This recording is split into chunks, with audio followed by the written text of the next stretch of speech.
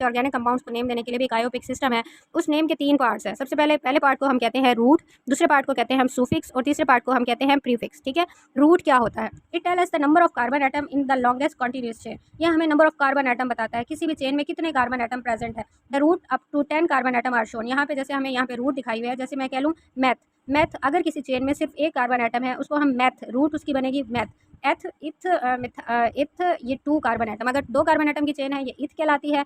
Prop 3 carbon atoms की chain को कहते हैं ब्यूट।